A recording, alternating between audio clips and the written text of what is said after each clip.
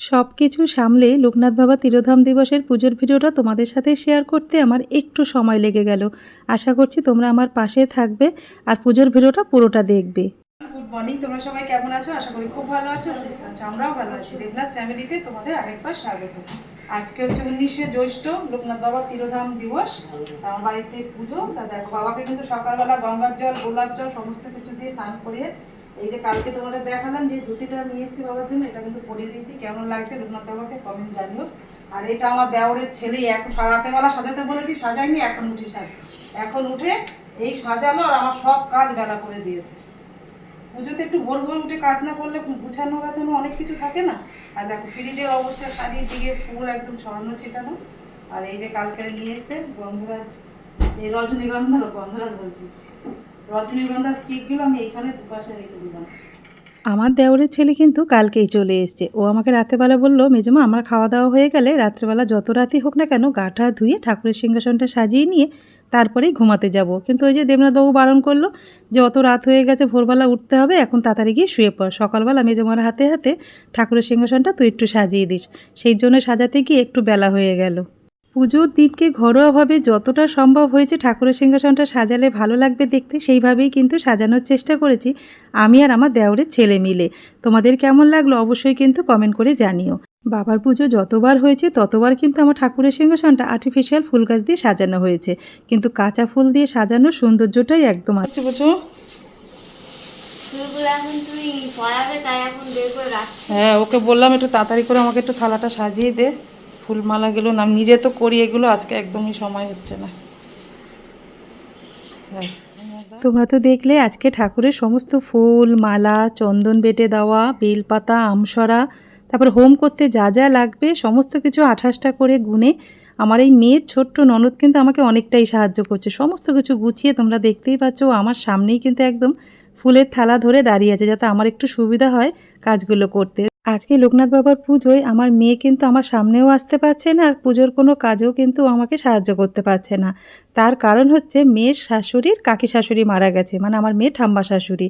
সেই জন্য তো ওদের বাড়ি থেকে কেউ আসতে পারেনি, মেয়েও আসবে না বলেছিল। আমি বললাম বাড়ির মেয়ে বাড়িতে না আসলে পুজো পুজো মনে হয়। আমি বলছি তুই আয়, কোনো অসুবিধা নেই, আমি সব কিছু সামলে নেবো, তুই শুধু সোনাকে সামলালেই কিন্তু হয়ে যাবে। কেমন লাগছে আমার বাবা লোকনাথকে? আমি যতটা পেরেছি মানে সাজানোর চেষ্টা করেছি, সেইভাবেই বাবা যেভাবে সাজতে চায় ওর উপরে তো যেতে পারবো না। উনি ওনার মতন করে সেজে নেয় প্রত্যেক বছর আমার কাছে। ঠাকুরমশাই বলেছিলাম, যেই ঠাকুরমশাইয়ের কথা বললাম যে উনি এসে সব কিছু করবে, মানে উনি আসবে না, এখন অন্য ঠাকুরমশাই ঠিক করা হয়েছে। ওই জন্য সব নিজেকেই করতে হচ্ছে সকাল থেকে। আমি ভাবছি উনি এসে সব কিছু করবে, তাহলে আমার একটু কাজটা একটু হালকা হবে, কিন্তু না, উনি আসবে না। তা আমি যেরাম পেরেছি, আমার বাবা যেরাম সাজতে চেয়েছে আমার কাছে সেইভাবেই সেজেছে। কেমন লাগে? সবাই আমার মা তারা চরণ দর্শন করে সকাল সকাল। আজকে বাড়িতে পুজো, তারপরে এই পুজোর সমস্ত গুছানো গাছানো করে নিয়ে তারপরে এখন ভোগ রান্না করতে যেতে হবে আমাকে। জানি এত ব্যস্তর মধ্যেও তাও যে নিজের হাতে বাবাকে মন ভরে সাজাতে পেরেছি, এই যে কি শান্তি আর কি যে পরম পাওয়া তোমাদের বলে বোঝাতে পারবো না। এই যে শান্তি না, এই শান্তি কাউকে ভাগ দেওয়ার মতন না, জানো তো, এটা একদম নিজের মতো। তার কাটা আছে, বক বক করে আমার মাথা খারাপ করে দিচ্ছে, সবাইকে বলে দিত তার কাটা। ঠাকুরের সিংহাসন সাজানো, ঠাকুরকে স্নান করানো, সমস্ত কিছু রেডি করা কিন্তু আমার একদম হয়ে গেছে। তা চলো এবার রান্নাঘরের দিকে যাই, কী কী ভোগ রান্না করব সবটাই তোমাদের সাথে শেয়ার করতে থাকবো। ঠাকুর ঘরে গুছিয়ে ঠাকুরকে জল মিষ্টি সকালবেলা ভোগ দিলাম। এবার ঠাকুরের ভোগেরগুলো সব যেগুলো বানাবো সেগুলো সমস্ত কিছু একটু গুছিয়ে নিচ্ছি, রান্নাঘরে চলে এসছে। আর মা এগুলো সব সবজি কেটেও দিয়েছে, যে ভাজা পাঁচমেশালি যে সবজিটা হবে, কিছু কিছু গুছানো আছে। কচু শাক সেদ্ধ হয়ে গেছে, এখন এগুলো একটু গুছিয়ে নিয়ে তারপরে এবার বসে যাবো। যতক্ষণ না এই কাজটা আমি গুছিয়ে নিজের সামনে রাখতে পারছি ততক্ষণ কিন্তু আমি শান্তি মতন ভোগটাও বসাতে পারবো না। কেন, কোনো কিছু তো আমি খুঁজেই পাবো না। ওই জন্য কিন্তু আমার যতই দেরি হোক না কেন, হাতের কাছে সমস্ত কিছু একদম গুছিয়ে নিয়ে তারপরেই কিন্তু ভোগের রান্নাটা শুরু করব। ভোগের রান্না করতে মশলা, তেল, চিনি, গোবিন্দভোগ চাল যা যা লাগবে আর কি, আমার সমস্ত কিছু একটা বড় পুষ্পপত্রের মধ্যে আমি রেডি করে নিলাম। তাতে না আমি হাতের কাছে সমস্ত কিছু পাবো, ভোগের রান্নাটাও আমি ঠিকঠাক মতন করতে পারবো। না হলে ওই প্যাকেট থেকে নিয়ে রান্না করা, ওটা কিন্তু আমার দ্বারা একদমই হয় না। কেন, ওই কাজটা করতে আমি একদমই ভালোবাসি না। এতে আমার সময় যদি বেশি লাগে তাও কিন্তু আমার ঠিক আছে, কিন্তু হাতের কাছে সমস্ত কিছু গুছিয়ে পরিপাটি করে নিয়ে যে কোনো কাজ শুরু করতেও কিন্তু মনটা বেশ ভালো লাগে। তা দেখো সব কিছু গুছিয়ে নিয়েছি মানে যে সব কিছু আমার হাতের কাছেই আছে, শুধু বসালেই হয় বাবার নাম করে। তা বাবা লোকনাথের নাম করে কিন্তু প্রথমেই কিন্তু আমি মিষ্টান্নটা বসিয়ে দিলাম, পায়েসটা। আমাদের যে কোনো শুভ কাজেই কিন্তু আগে প্রথমেই আমরা পায়েসটা বসাই, তাই জন্য আজকে বাবার পুজোতে প্রথমেই কিন্তু পায়েসটা বসিয়ে দিলাম পিতলের হাঁড়ির মধ্যে। আর এদিকে দেখো পিতলের কড়াইয়ের মধ্যে আমি সর্ষের তেল দিয়ে দিলাম। কচু শাকটা তো আগেই আমার মা সেদ্ধ করে রেখে দিয়েছে, সবজি কেটেছে যখন 5 রকম ভাজা, তারপরে পাঁচমেশালি একটা সবজি হবে সেটার জন্য সমস্ত কিছু মা কেটে ধুয়ে দিয়েছে। আর ওদিকে কচু শাকটাও কিন্তু সেদ্ধ করে রেখেছিল যখন আমি ঠাকুর সিংহাসনটা সাজাতে গেছিলাম। তো এইদিকে কচু শাকটা বসালাম, আর ওদিকে কিন্তু আমি পায়েসটা বসিয়ে দিলাম। তা চলো তোমাদেরকে বলি লোকনাথ পুজোতে আমি নিজের হাতে কি কি ভোগ রান্না করি।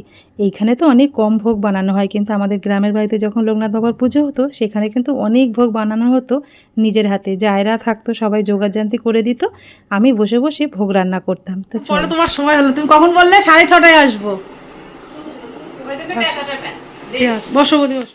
এখন তোমরা যাকে দেখছো আমার রান্নাঘরে ভোগ রান্না করছে সেটা হচ্ছে আমার বড় বৌদি, মানে আমার বড় মাসির বড় ছেলের বৌমা। তা মাসি কিন্তু এখানেই থাকে, বলতে পারো একদিকে আমি আমার বাপের বাড়ির পাড়াতেই থাকি। তো বৌদি কিন্তু অনেক সকাল সকাল আসার কথা ছিল, কিন্তু বাড়িতে তো সবারই কাজ থাকে। মাসিও রয়েছে, অনেক বয়স হয়ে গেছে আমার মাসির একটু শরীরটাও খারাপ। মাসিকে সমস্ত কিছু গুছিয়ে দিয়ে, দুটো দাদা আছে তারাও তো দোকানে বেরোবে, তাদেরকে একটু গুছিয়ে দিয়ে আসতে হয়। মানে আমরা বেরোতে চাইলে তো বেরোতে পারি না, আমরা হচ্ছে সংসারী মানুষ। তারপরে বৌদির কিন্তু অনেক ঠাকুর রয়েছে জানো তো, সেই ঠাকুর স্নান টান করে তাদেরকে পুজো, তাদেরকে সেবা দিয়ে তারপরেই কিন্তু এসছে। বলেছিল 6:30টায় আসবে, আমি বললাম তুমি ধীরে সুস্থে সংসারের কাজ গুছিয়ে রেখে তারপরেই এসো। বৌদি বললো আমি রান্নাঘরে ভোগের রান্নাটা সামলাচ্ছি, সেই ফাঁকে গিয়ে তুই ঠাকুর ঘরে সমস্ত কিছু গুছিয়ে নে, ঠাকুর মশার তো আসার টাইম হয়ে এসছে। তা দেখো সকালে তো অনেক ফুলমালা গুছিয়ে দিয়েছে, আবার চলে এসছে এখন তুলসী পাতা, বেলপাতা এগুলো আরও কিছু গুছিয়ে দিতে, পুজোর জিনিসপত্র হোমের যেগুলো লাগবে সেগুলো সমস্ত কিছু সকালেই গুছানো হয়ে গেছে। তারপরে আমি চলে এসেছি যে দেবনাথবাবু মালপোয়া, তারপরে হচ্ছে আমিত্তি, বাবার যেগুলো আর কি পছন্দের সেগুলো কিন্তু একটা বড় পুষ্পপত্রের মধ্যে আমি একটা থালার মধ্যে সুন্দর করে সাজিয়ে নিচ্ছি। পুজো বললেই তো পুজো হয়ে যায় না, পুজোর আগে কিন্তু অনেক কাজ থাকে ঠাকুর ঘরে গুছানো গাছানোটাই হচ্ছে মেন কাজ। ঠাকুর মশাই আসবে, পুজো করবে, উনি চলে যাবে, কিন্তু তার আগে যেই গুছানো কাজগুলো থাকে এটা করতেই বেশি সময় লেগে যায়। পুজো করতে বেশিক্ষণ সময় লাগে না, সব কিছু যদি হাতের কাছে থাকে না বেশিক্ষণ আর সময় থাকে না। তো নিজে পুজো করি বা ঠাকুরমশাই পুজো করুক, ঠাকুরমশাই পুজো করার আগে সমস্ত জিনিস যদি ওনার সামনে হাতের কাছে দিতে পারি তাহলে কিন্তু পুজোটাও উনি খুব সুন্দর করে করতে পারবে, আর পুজোটাও খুব তাড়াতাড়ি হয়ে যাবে। এইদিকে দেখো আমাদেরও গুছানো হয়ে গেছে, আর বৌদিরও কিন্তু ওদিকে ভোগ সাজাচ্ছে, আর ঠাকুরমশাইও কিন্তু এদিকে চলে এসছে। তো চলো। রাতে ওরা দিয়ে যাবে, রাতের মেনু রাতেই বলবো। ঠাকুরের ভোগ সমস্ত কিছু কিন্তু বৌদি করেছে, এবার ঠাকুরের ভোগটা বৌদি সুন্দর করে সাজিয়ে দিচ্ছে, ঠাকুর মশাই চলে এসছে। এবার সমস্ত কিছুই কিন্তু আমার বৌদি গুছিয়ে দিল ঠাকুরের, কেন এই কাজগুলো কিন্তু আমি প্রত্যেক বছর আমি নিজের হাতেই করি। আর আমাদের কিন্তু ভোগ দেওয়ার একটা নিয়ম আছে, মানে একটা যে তুমি যেটার মধ্যেই ভোগ দাও না কেন ঠাকুরকে, মানে আমার বাবা লোকনাথকে তো আমি পাথরের থালায় ভোগ দিই, পাথরের থালার মধ্যে সমস্ত কিছু থাকবে, পায়েস, চাটনি, ভাজা, তরকারি, তারপরে খিচুড়ি, পান, লেবু, সমস্ত কিছু একটার মধ্যেই গুছিয়ে দিতে হবে। এইটাই হচ্ছে আমাদের ভোগ দেওয়ার নিয়ম। তোমাদের বাড়িতে ভোগ দেওয়ার নিয়মটা কি অবশ্যই কিন্তু আমাদের কমেন্ট করে জানিও। অনেকের বাড়িতে দেখেছি এরকম গামলায় গামলায় করে রেখে দেয়, কিন্তু আমাদের মধ্যে এটা করে না। আমাদের যা ভোগ করব সেইটাই কিন্তু ওই থালার মধ্যেই সুন্দর করে সাজিয়ে দিতে হবে, পান আর গন্ধরাজ লেবু দিয়েই কিন্তু শেষ করতে হবে। সমস্ত কিছু যেন আমার ভগবান একটা থালার মধ্যেই উনি গ্রহণ করতে পারে সেইভাবেই দেওয়া হয়। তা ঠাকুরমশাই দেখো এবার পঞ্চামৃত দিয়ে আমার লোকনাথ বাবাকে স্নান অভিষেক করাচ্ছে। তো চল।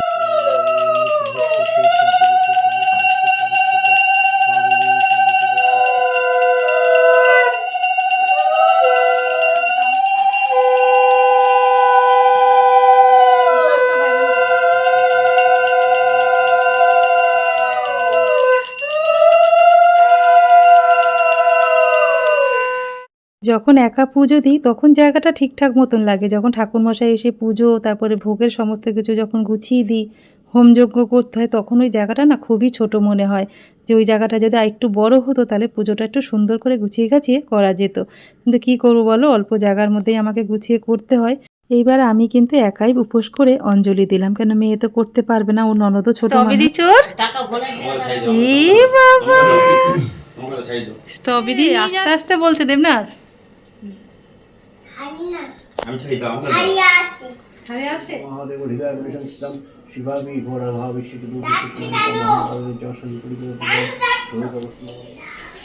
পুজো তো হয়ে গেছে আর এখন হোমটা হচ্ছে, তবে কিন্তু আজকে পুজোটা হয়ে যাবে। আর সকাল থেকে ভেবেছি যে সকালবেলা একটা শাড়ি পরে ভোগ রান্না করবো, তারপর একটু সেজে গুজে একটু সোনার গয়না টয়না পরে টুকটাক যা আছে পরে একটু পুজোয় বসবো, কিন্তু এই যে আর ইচ্ছা করছে না, ঘেমে স্নান হয়ে যাচ্ছি গরমে। তারপর ঠাকুরমশাই চলে এসছে 11টার সময়, পুজোটা তো আগে ঠিকঠাক হোক, পরে সাজবো, তো সারা জীবন পরে রয়েছে। এই নতুন বেড কভারটা পেতে দিয়েছে মনা, এগুলো তোমাদের সাথে আজকে সেইভাবে কিছু শেয়ার করতে পারিনি, সবটাই মনা করছে, রান্না বান্না যা আছে। আর আমি আর বৌদি এসেছিল, ভোগের কাজটা করেছে, তারপর পুজো সোনা আছে, মানে পুচকুল আছে আমাদের মনার ননদ, ও আমাকে অনেকটা হেল্প করেছে আজকে পুজোর কাজে। তো চলো হোমটা হয়ে গেলে তারপরে আজকে পুজোটা হয়ে যাবে। মানে এই পুজোটা নিয়ে একটা বছর অনেক কিছু মনে মনে ভেবে থাকি যে এটা করব সেটা করব, কিন্তু যখন পুজোর কাজ শুরু করি তখন আর কিচ্ছু মানে নিজের মতন করে করতে পারি না, যে না আগে পুজোটা হোক তারপরে সব কিছু করবো। তো চলো পুজোটা হয়ে গেছে ভালোভাবে, এটাই খুব শান্তি লাগছে। হ্যাঁ, আমার বাবা লোকনাথের আশীর্বাদে সকাল থেকে যা যা হচ্ছে সবটাই কিন্তু খুব সুস্থভাবে ভালোভাবে হয়ে গেছে, পুজোটাও হয়ে গেছে। এবার হোমটা হয়ে গেলেই কিন্তু ব্যাস হয়ে যাবে। বাবার আশীর্বাদে যদি এইটুকু সব কিছু ঠিকঠাক করে করতে পারি না, তাহলেই কিন্তু মনটা শান্তি, জানো তো। ভালো লাগার সাথে মন খারাপটাও কিন্তু অনেকটা রয়েছে আজকের, কিন্তু বাবার পুজোর দিনকে মনটা খারাপ করতে চাই না, কিন্তু বাবার জন্যই মনটা খুব খারাপ লাগে যে বাবা এখানে আসার পরে তোমার পুজোটা একটু বড় করে করতে পারি না, কিন্তু আমাদের গ্রামের বাড়িতে অনেক বড় করে পুজোটা হতো, মানে আমরা যেরকম সেই অনুযায়ী পুজোটা হতো আর কি।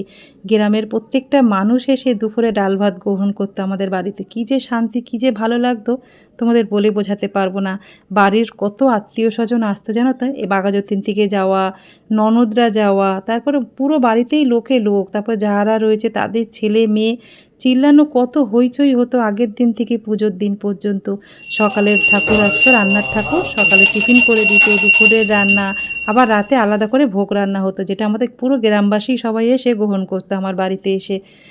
আমার বাবা লোকনাথের তিরোধাম দিবসের গ্রামের বাড়িতে পুজোর দিনের কথা আজকের দিনে মনে পড়বে না তা তো হতেই পারে না। যতই আমরা ব্যস্ত থাকি, যতই আমরা পুজো করি না কেন, ওই দিনের কথা কিন্তু কখনো আমরা ভুলতে পারবো না, আমরা কেউ ভুলতে পারি না। আমার মেয়ে, ছেলে, দেবনাথবাবু সবাই শুধু ঘুরে ফিরে আসছে আর ওই বাড়ির কথা বলছে, মা ওই বাড়িতে কত হইচই হতো বলো তো।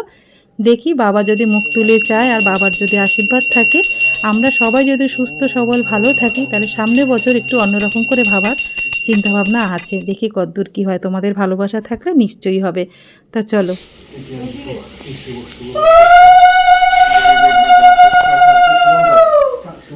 তোমরা তো দেখলে হোম শুরু হওয়ার আগেই কিন্তু বাবু স্নান করে একদম রেডি হয়ে এসে আমার পাশে বসে পড়েছিল। ঠাকুরমশাই ওকে বলেছিল, দেবনাথবাবুকেও বলেছিল পুজোর এখানে বসতে, তার দেবনাথবাবু বললো যে বাবু বসছে সেখানে, আমার আর লাগবে না। তা বাবুই কিন্তু হোমের যে কাজগুলো করণীয় ছিল সেগুলো বাবুই করল। 2:05 আমাদের পুজো হোম সমস্ত কিছু কিন্তু হয়ে গেছে। আজকে একটু বেলা হয়েছে, বেলা করে এসছে সমস্ত কিছু করতে, তো এমনি পুজোর হোম টোম করলে একটু বেলা হয়। হ্যাঁ, আরও আগের বার তো অনেক বেলা হয়েছে, 4টে 4:30 বেজে যাওয়া হয়েছে পুজো, কিন্তু এইবার ঠাকুরমশাই একটু তাড়াতাড়ি এসছে না, 11টা বেজে গেছে। ভালোভাবে বাবা লোকনাথের পুজোটা হয়েছে, এবার একটু সবাই মিলে প্রসাদ খাবো এখন। চল বিকালে গিয়ে তোমাদের সাথে আবার কথা হচ্ছে।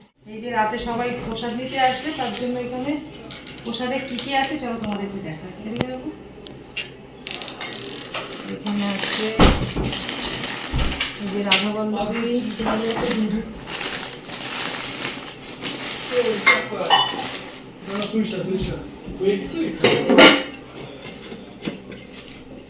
পায়েস,